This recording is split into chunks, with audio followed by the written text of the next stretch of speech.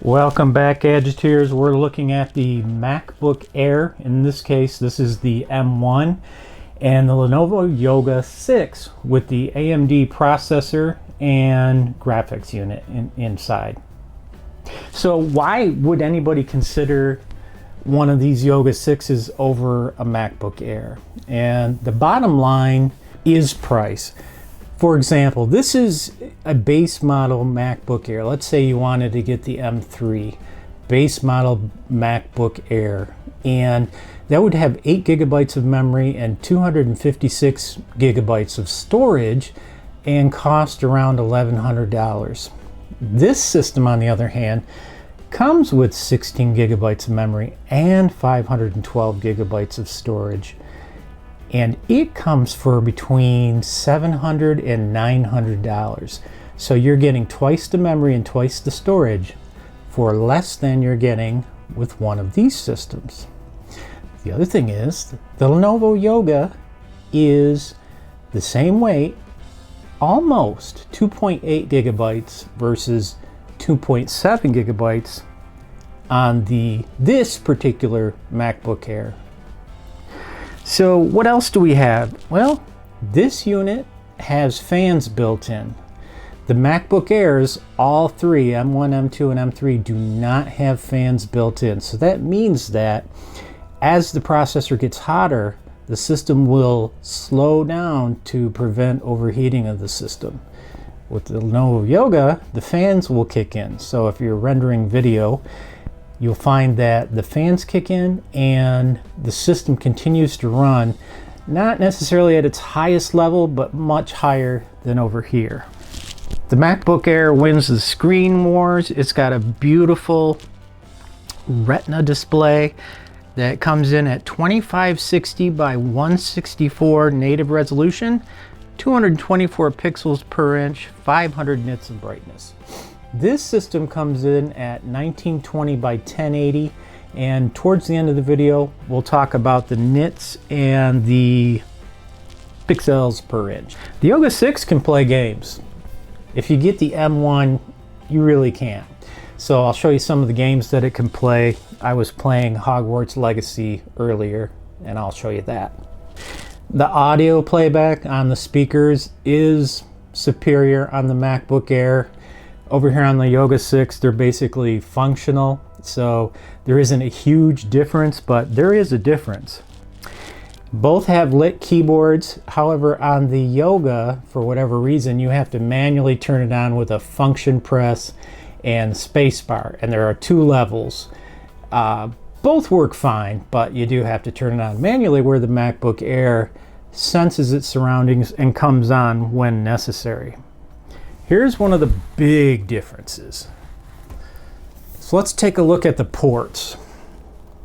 So the MacBook Air, no matter what model you buy, has 2 USB-C, and the M2 and M3 have a MagSafe connector, so you can use these for data, and the MagSafe connector you can use to power the system and to charge the battery. On the other side, we see the simple 3.5 millimeter headphone jack. Not bad. It is an entry-level system anyway. On this system, the Yoga 6, we have 2 USB-C, one of which is used to charge the system if it needs it. We have an HDMI port and a 3.5 millimeter headphone jack. But on the other side, look at this. We have 2 USB-A ports and a micro memory card reader. So you just put the memory card in the slot and you can read the card off. Maybe you're using one for your camera. So this system is considered more for professional use than anything else. Which one would I buy? Well, I wanted to mention also. So I'm going to try and do this, but it's difficult because I'm behind the camera. Let's do the 1-finger lift on the lid. Beautiful. Let's do the 1-finger lift on this system. Yeah. not so beautiful. Yeah, really not that great. Let's max the brightness on both of these units and see what we get. The Yoga 6 has a paltry 720p camera, while the MacBook Air M2 and M3 versions, I believe, has a 1080p camera. The MacBook Pro M1, if I'm not mistaken, has 720p camera as well, so nothing really differential between the two. Now, over here on the Yoga, if you want to, there's a physical shutter you can open and close that goes over the camera. So if you don't trust your camera and you think somebody might be able to look into you and see what's going on your camera, you can close it. Of course, the Yoga, in the name, indicates that it can be flipped over, so let's do that. The keyboard is disabled. We have our touch screen, and we can launch applications and use them. There's our virtual keyboard. I did use this as a tablet, keeping in mind it is 2.8 pounds like we talked about, but I found it useful when I was teaching. I could walk around with it and use it as a tablet and do a search for something if they had a particular question about some of the lessons that we were doing. So it really came in handy, in my opinion. And we can flip it back. And we're back in laptop mode. Most of you are going to use it in laptop mode. I do too. I don't think the touch screen is all that big a deal. I consider it a gimmick, so if you're worried about not having a touch screen on the MacBook Air, don't worry. It's not a big deal. I'm running Linux, Fedora Linux on this system, so you may think that's what you have to do on this. No, it comes pre-configured with Windows 11. You can set up Windows Hello, all the neato features that it comes with. MacBook Air comes with Mac OS. I upgraded this laptop to Sonoma, which at the time of this video is the latest version. Prior to that, it was on Ventura. And again, this is a MacBook Air M1, so it came shipped with Ventura, which makes sense. So both of these can have the most up-to-date operating system.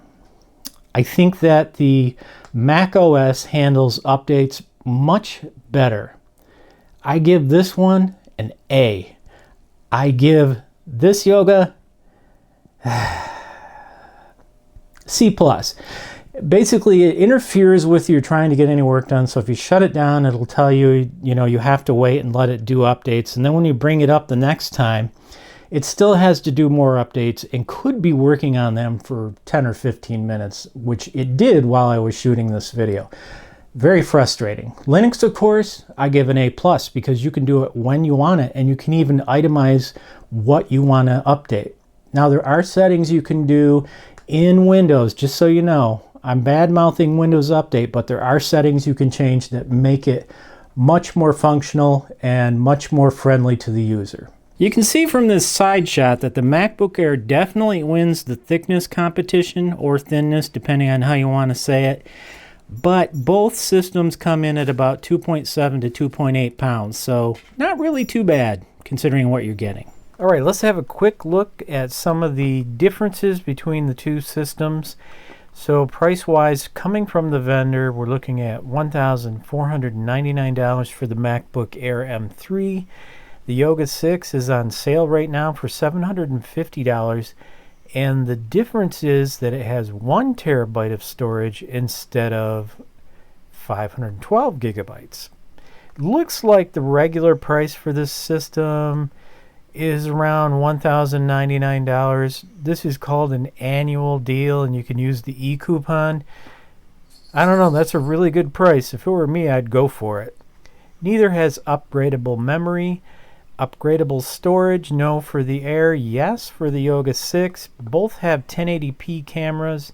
Even though I said that the Yoga 6 has a 720p camera previously, screen size is just about the same, but resolution is vastly different. Now, given that these screens are so small, you may not be able to notice the difference between these two resolutions. I really can't. You really need to go in and check out these screens and get a closer look at both of them and decide for yourself. Brightness 500 for the MacBook Air in nits, $300 for the Yoga 6, although looking at them side to side, they basically look the same to me. Touchscreen, no on the Air, yes on the Yoga 6. More about that later. The battery, about the same for the two. However, battery life is considerably less on the Yoga 6. This is what the vendors say that you can expect. 19 hours here, 17 hours on the Yoga 6. I'm not seeing that. This is the usage that I got on a MacBook Air M1 and, of course, the Lenovo Yoga 6 5700. USB version 4 on the Air, 3.2 on the Yoga 6. Thunderbolt ports, yes on the Air, no on the Yoga 6. USB-C 2 ports on both systems. USB-A 2 ports on Yoga 6. How about that? MagSafe charger, yes, there is one on the MacBook Air. No, you have to use a USB-C port to charge on the Yoga 6. HDMI ports, one on the Lenovo Yoga 6 for an external monitor. You're supposed to be able to do 2 external monitors using the USB-C ports if you have the MacBook Air M3 closed. Micro SD card reader, no on the Air. Yes on the Yoga 6, although personally I would have rather have had a full-size SD card reader slot. Is there a processor fan? No on the Air, yes on the Yoga 6, which means that there will be less throttling due to heat, and that's important because we don't want the CPU to slow down.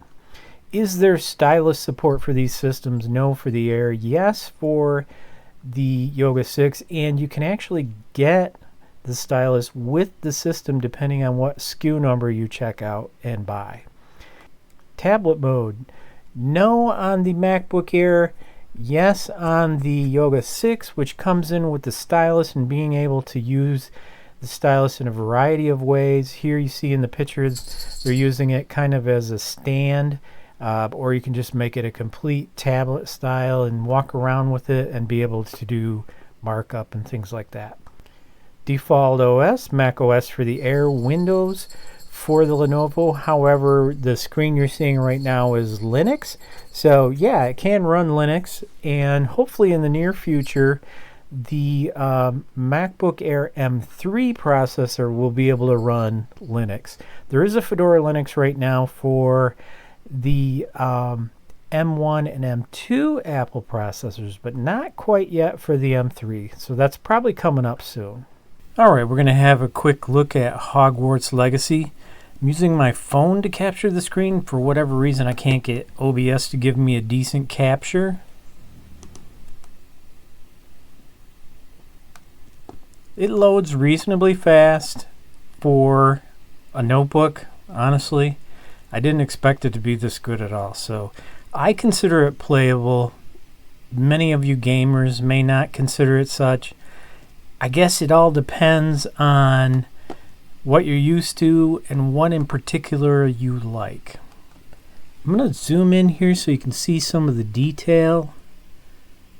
It doesn't do too good with the cell phone, but it's at 1920 by 1080, and I'm impressed. I'm really happy with it. It's nice to be able to have a game I can play with a very light, portable notebook and go anywhere I want. I could go to a coffee house, whatever, and I could play this game or any game similar to it. So this is the settings recommended by the game. I did try it in medium, and yes, it does look better, but the frame rate takes a pretty big dip. I won't say it's unplayable, but I really don't like it. I'd prefer leaving the settings the way they are. I wanted you to have a gander at, see if arrow key will get me there. Oops. My other settings, I usually don't change these, but if you've got a suggestion, send it to me. For example, motion blur. Is that worth having on, or does it just make it feel like the frame rate's dipping even lower? On the other hand, motion blur makes the game feel more realistic. All right, let's go back and see if I can run in a straight line here without smashing into something. Give you an idea of the frame rate and how it works. Can I go backwards? I can.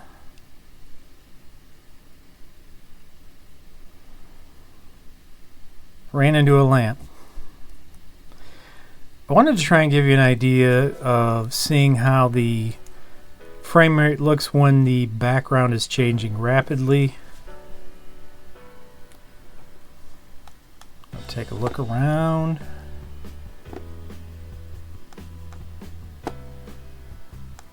Could you play the game at this frame rate and this quality? You know, some of you are serious gamers, so that idea is a joke, but I do like that I can take it with me. There I am. Jim Kirk. Alright, that's Hogwarts Legacy. Pretty good game. Well, there you have it, folks. I hope this helps out. Looking at all the different possible features, looking at performance. Do you want a MacBook Air M3 or a Yoga 6? There's a lot of information to look at here, so hopefully you'll make a wise decision and it'll work out best for you. Thank you for watching. If you enjoyed this video, please like and subscribe, and I will see you next time on Fast Gadgets.